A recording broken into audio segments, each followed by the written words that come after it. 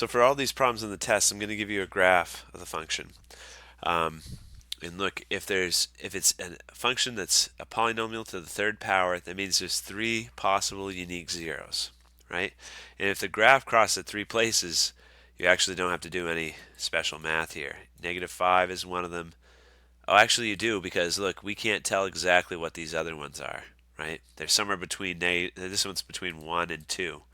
So we do have to do a little bit of math. But the graph will at least tell you one of the zeros that's an integer. So if -5 is going to be a 0, that means I'll be able to somehow rewrite the function so that x plus 5 is a factor. And then we can multiply that to whatever's left over after we factor out the x plus 5. Okay? So to figure out what's left over, we can use synthetic division. The root of the divisor, in other words, the 0, where it crosses the x-axis, goes up here in the top left corner of your work. Then you carry down the coefficients. Copy down that 1.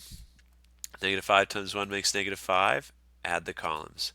-5 times 0 is 0. Add the columns. -5 times -3 is 15, and add the columns. So if we've done that right, it should always make 0 for a remainder.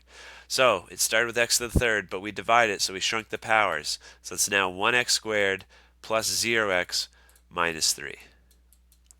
Okay, so we factored it. We factored out the x plus 5. We knew x plus 5 had to be a factor because -5 is a 0. And so we can find the other two zeros by setting this factored piece equal to 0.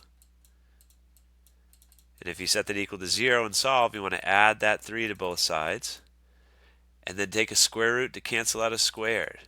So that means every time we take a square root to cancel out a square, we got to remember positive or negative. There's our other two zeros. -5 is one of them. Positive square root of 3 is one. Negative square root of 3 is the other.